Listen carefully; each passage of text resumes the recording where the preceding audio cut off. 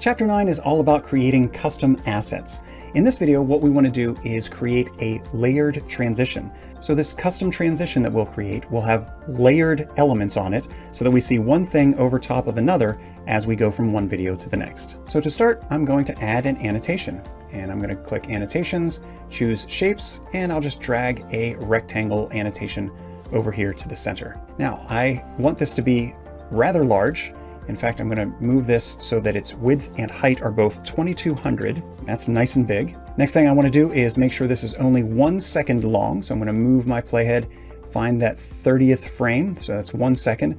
And I'll press S to split this. And then I can just delete this last part. So now I have this large square. I'll use the scroll wheel on my mouse to zoom out so we can see what the canvas looks like here. And then I want to angle this at 45 degrees. Next, I want to animate this down. So I'm going to go to the end of this. I'm going to do a Shift A to add an animation. It's at the right end point. And so now here at the beginning, what I want to do is move it up above my video so that I will have it animate down to cover the video. So I'll just slide it up above. And to make sure it's centered, I'm going to make sure this is at 0. So now when I play through, I see it coming down. And that's quick and it's over, but that's exactly what I want. So what I'm going to do is I'm going to copy this, and I want to have multiple other rectangles come in. Now I want to have those come in about 4 or 5 frames after this one starts. So I'm going to use the period key on my keyboard to go 1, 2, 3, 4, 5 frames to the right, and then I'm going to paste 1, 2, 3, 4, 5, paste 1, 2, 3, 4, 5, paste. So now I have 4 different squares that are going to come down and cover up my screen. Now this last one I'm going to use for an alpha matte. So I'm going to move it up a track just to get it out of the way. I really want to focus on these bottom 3 for now. So let me select these bottom 3, and because they're difficult to see here, what I want to do is add a drop shadow so I can see where each of these exist. So I'm going to choose my visual effects, grab drop shadow and drag it to these 3. And now I see a drop shadow on each of them. Now the drop shadow isn't set the way I like. So what I want to do is change the settings for this drop shadow. And because we're in the middle of an animation, what I'll do is I'll click this button up here to edit all animations. And what this is saying is no matter what I set here, let it be set both at the beginning and end of this animation rather than just setting at some point in the middle. So the first thing I see here is the drop shadow is coming here. It's off to the right. And because these are pointed and coming from the top, I would rather have the drop shadow be centered. And so that way I see the shadow both on the left and the right. The next thing I want to do is increase the opacity so it's even darker. I'll crank it way up here. And then I'll also increase the blur so I can see that even better. I like that. So now that I have drop shadows set the way I want, white on white on white might be okay for you. I don't prefer that. Let's add some color here.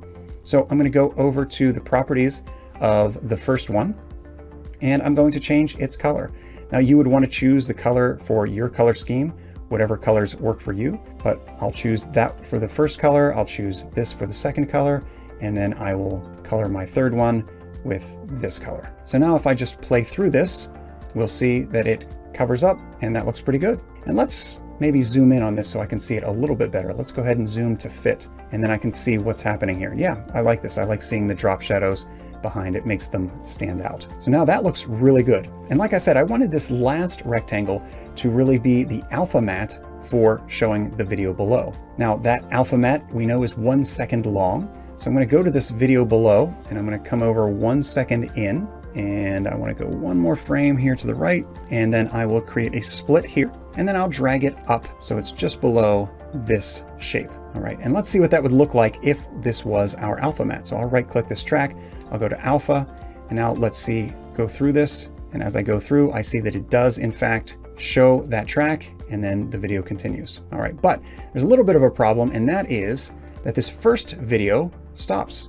When I look at this frame, I'm fine, but when I go 1 more frame, the whole video disappears. That doesn't work. I need everything to move over to the left so that this video doesn't disappear. So what I'm going to do is grab everything to the right of that video, and we're just going to drag it over here until we see it cover the entire screen. So we're not yet, not even there. We're going to go 1 more there. That seems like the right place because now the screen is covered at that point. So now if I play through this, that is a pretty slick transition. I really like how that looks. So now that we have that transition created, you may want to reuse this transition in future videos. So let's look at how to save this so that we can reuse it in the future. First, let me save this because I don't want to lose the progress that I've made so far. Now what I'll do is I'll select this item, and I want this part of the transition to be a placeholder.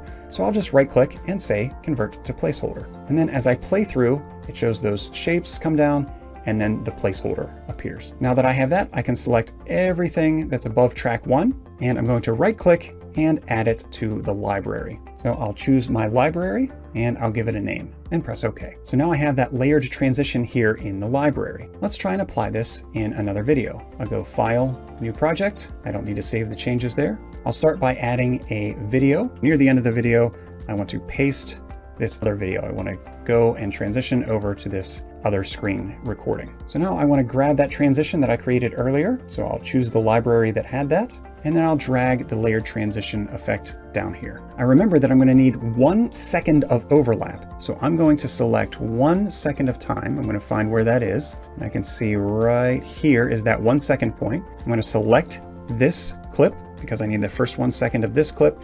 I'll press S to split, or you would use Command T on your Mac. And then I want to expand this group. Now here in Camtasia 2020, I can click the plus sign to expand, and then drag this clip up and have it go right here into the placeholder, and I'll let go, and that works just fine.